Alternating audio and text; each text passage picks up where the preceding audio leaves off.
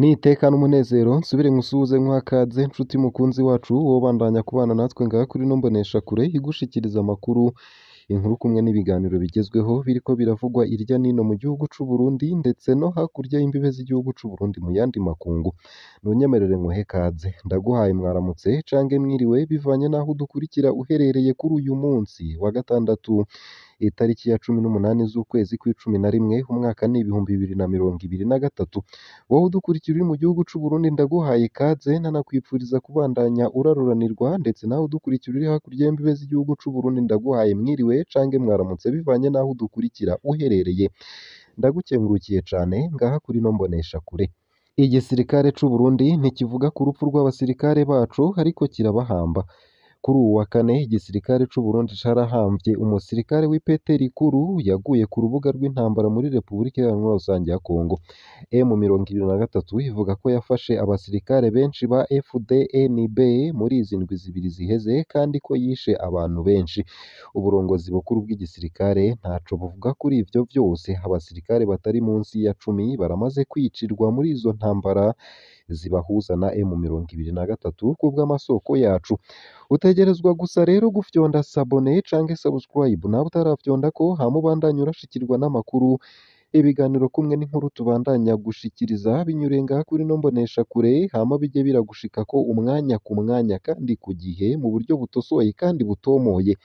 Haraheze iminsi igisirikare c'u Burundi kiriko kirahamba abaco bishwe n'abagwanyi ba M23 mu ntara ya Nord Kivu mu buseruko bwa Repubulika Iharanira Rusangi ya Kongo.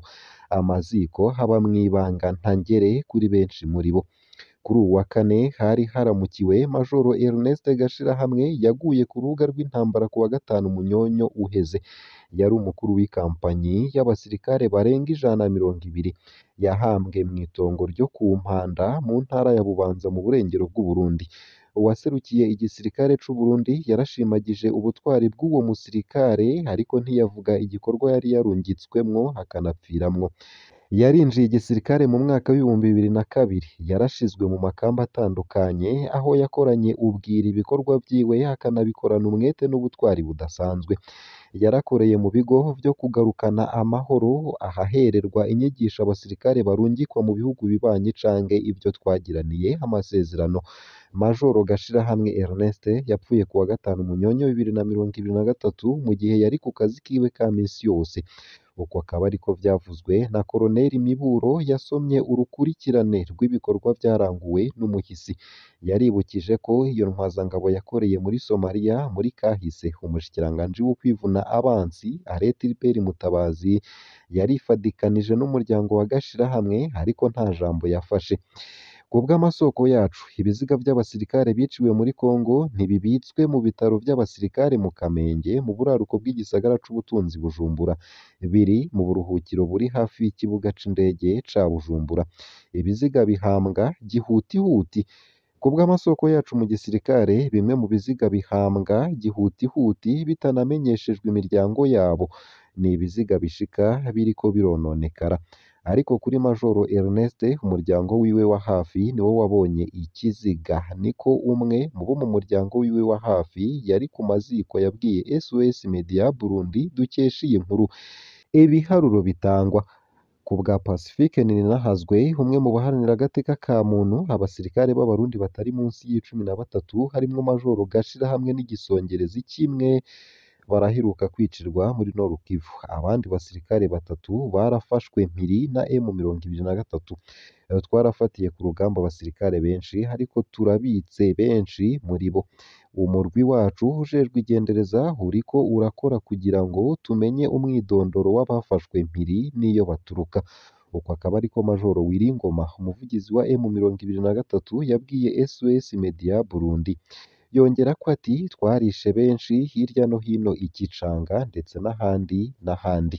N'uwurongoye ibatayo majoro wo mu gisirikare c'u Burundi yarishwe. Intwazangabo nyinshi zarishwe ndetse n'abandi.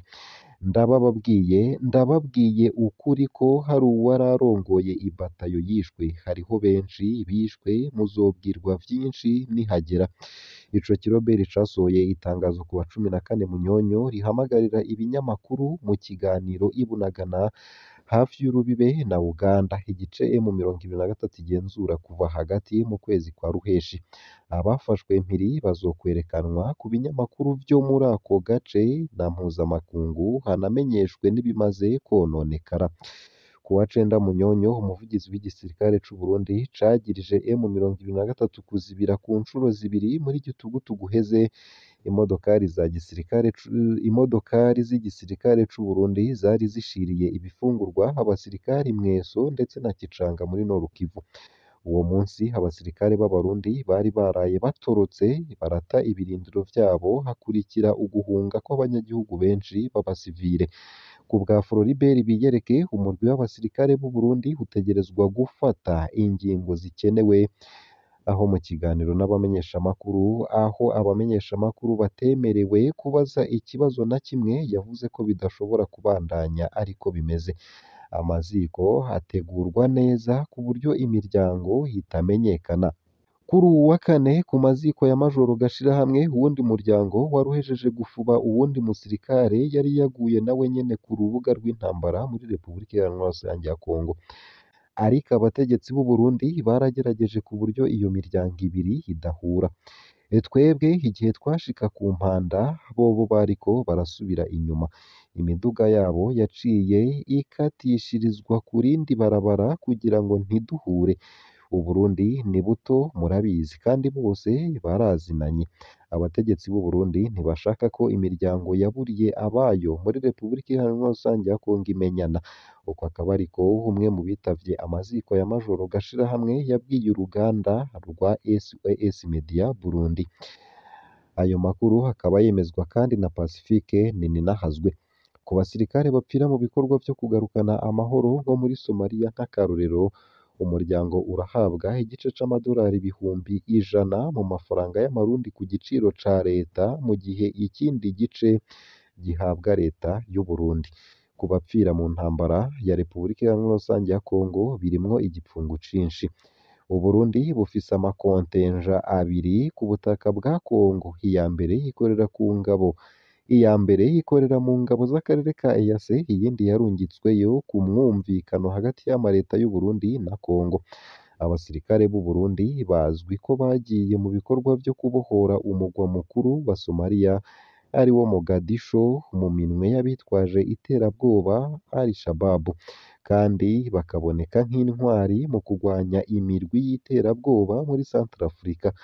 Bariko rero baramaramazwa muri Nord Kivu na M23 bivuye ku kubura ibikoresho n'ibifungurwa bikwiye. Ku bw'amasoko yegereye iyo dosiye, ku mbuga ntangazamakuru, urupfu rw'abasirikare b'u Burundi ku butaka bwa Kongo rwarakiranywe umubabaro. Abategetsi b'u Burundi ntaco bavuga, ariko barahamba abo basirikare baguye ku rubuga rw'intambara. Ngaha rero akaba ari naho nsoreje ino nkuru ndende yari yanditse ku rukuta rwa SOS Media Burundi rukorera kuri Facebook. Wotwandikira iciyumviro cawe unyuriye munsi y'ino video muri komantere. Nayo kandi nanagushishikariza gufyonda sabone canke subscribe nawe utaravyondako, hama ukabandanya urashikirwa n'amakuru, ibiganiro kumwe n'inkuru tubandanya gushikiriza binyuriye ngaha kuri ino mboneshakure.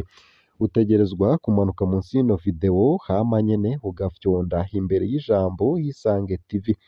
Urasanga handitse ijambo sabone canke subscribe bivanye na YouTube ukoresha, urafyondako, hama nyene uba uduhaye intererano yawe yo kuja turakuronsa amakuru, ibiganiro kumwe n'inkuru tubandanya gushikiriza binyuriye ngaha kuri ino mboneshakure, ibigutohoreza hama ikabigushikiriza vyose uko vyakabaye, kamwe ku kandi atana kamwe kavuyemwo.